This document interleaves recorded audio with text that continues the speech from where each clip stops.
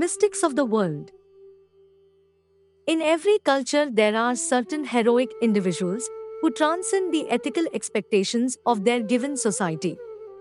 These women and men have been honorifically called by such terms as saints, prophets, and sages. Generally speaking, these visionaries represent the best of human evolution, stressing the need for compassion, tolerance, and kindness. Sri Ramana Maharshi, 1879 to 1950, is perhaps the most famous exponent of Advaita Vedanta, non-dual philosophy, in the 20th century. His life was remarkable for both its simplicity. He never owned any property, he never married, and spent most of his time in and around the sacred mountain of Arunachala in South India. Yet, because of his deep realizations concerning the self and the nature of consciousness, he eventually attracted admirers across the globe. His method of inquiry, find the source from where the I arises, is now widely adopted and practiced across differing schools of meditation.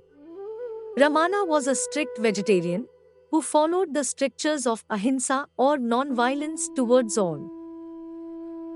Ramana's deep insight into the human condition revealed that whatever questions we think of as elemental and of the greatest importance are invariably bound to the state of awareness we are presently in.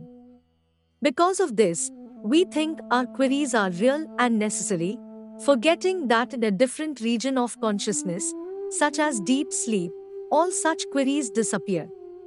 Therefore, Ramana would invariably advise his many devoted interlocutors that the secret to their own unhappiness and cosmic perplexities could only be remedied and resolved if they looked to the source of their own being. If they did that, they would realize that there is an innate oneness to all of existence, which is our true nature. That very ocean of being is Sat, Chit, Ananda.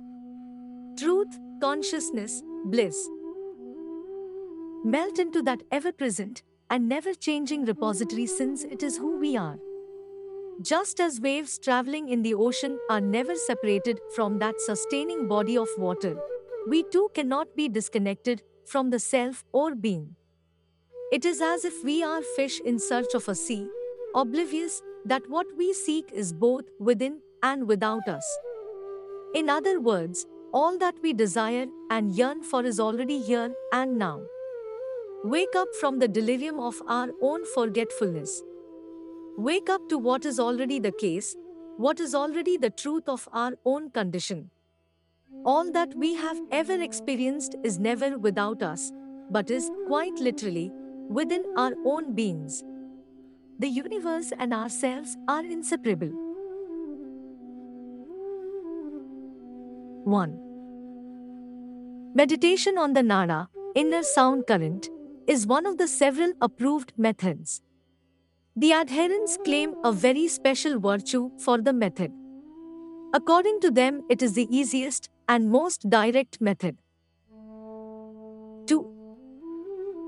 Just as a child is lulled to sleep by lullabies, so Nada soothes one to the state of samadhi. Again, just as a king sends his state musicians to welcome his son on his return from a long journey, so also Nada takes the devotee into the Lord's abode in a pleasing manner. 3. Nada helps concentration.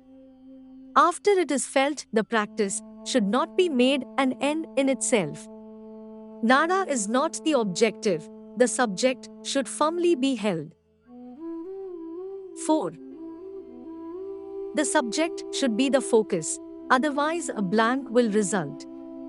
Though the subject is there even in the blank, he would not be aware of the cessation of nada of different kinds. In order to be aware even in that blank, one must remember his own self, that which hears and sees. 5. Nada Upasana, meditation on sound, is good. It is better if associated with investigation, vichara. In that case, the nada is made up of chinmay and also tanmaya, of knowledge and of self. Nada helps concentration. 6. Sri Raju Sastrigal asked Sri Bhagavan about Nara, Bindu and Kala. Maharshi replied, they are in Vedanta terminology prana, mana, buddhi, the life current, mind and intellect. 7. In the Tantras, Nara is said to be subtle sound with Tejas light in it. This light is said to be the body of Shiva. When it develops and sound is submerged, it becomes Bindu. To be full of light, Tejomaya is the aim. Kala is a part of the Bindu. 8. Nara, Bindu and Kala correspond to prana, mind and intellect. Isvara is beyond Nara, sound. Nara, Jyoti, light, etc. are mentioned in yoga literature. But God is beyond these. 9. He who meditates on it feels it. There are 10 kinds of Naras, inner sounds. After the final thundering Nara, the man gets laya, final absorption realization. That is his natural and eternal state. Nara, Jyoti, or enquiry thus take one to the same point. 10. The peace often gained must be remembered at other times. That peace is your natural and permanent state. By continuous practice, it will become natural. That is called the current. That is your true nature. 11. Nara, photisms, etc. imply the existence of Tripudi, the triads of cognisa, cognition, and the cognized. The current resulting from investigation for the self is Siddha Tripudi or pure triad, that is to say, undifferentiated triad. 12. Light and sound correspond to Bindu and Nara in Tantric terminology, and to the mind and life current in the Vedantic. 13. They are gross, subtle and transcendental. The organs can perceive the gross aspect. The other aspects are not so perceptible. The subtle can be inferred, and the transcendental is only transcendental. 14. Pranav means real japa. It is, however, interpreted to be Aum, Nara and Bindu. Of these, the first three are interpreted as Visva, Tedsa, Prajna and Virat. Hiranyagarbha, Isvara, Nara and Bindu correspond to Prana and Manas, mind. 15. The Mandukya speaks of the three matras and Turiya matra. The final meaning is that it represents the real state. 16. There are said to be Panchpada Mahavakyas with 5 words. For example, Tattavamsi Atinijam. You are, that is the great truth. The first 3 words have their Lakshya Artha, significance, all of which signify only the one truth. 17. So many efforts and so much discipline are said to be necessary for eradicating the non-existing avidya, ignorance. 18.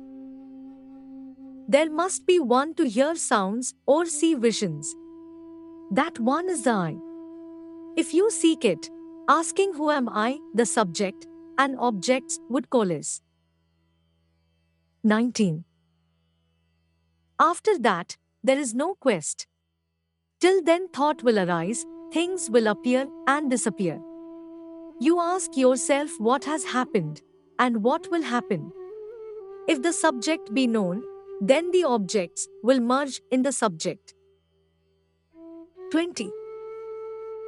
If without that knowledge, one applies the mind to objects, because these objects appear and disappear, and one does not know that one's true nature is that which remains over as the self. On the vanishing of objects, fear arises. That is, the mind being bound to objects, there is suffering when the objects are absent.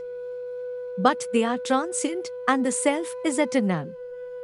If the eternal self be known, subject and object merge into one, and the one without a second will shine. 21. Om is the eternal truth. That which remains over after the disappearance of objects is Om. It does not merge in anything. It is the state of which it is said, where one sees none other, hears none other, knows none other, that is perfection. 22. As with the name, the process of dipping in can be carried on with the help of a form. The most popular form taken up is that of an idol, an icon, a symbol like a yantra, like the six-pointed star, or a chakra in the form of a Sri Chakra. Hold on to any of these forms. Remember them every minute of your life. The form disappears. There will be a light. Not of this earth. It will be the divine light. Conclusion. Negate all thoughts of name and form except those which you have adopted. With this as your aid, dip in or slip into yourself. Reject every other idea. At the source of creation, you are. You, being the Atman. Note: the preceding quotes were consciously selected to focus on Nada Yoga practice as delineated by Sri Ramana Maharshi. See Talks with Sri Ramana Maharshi for more information.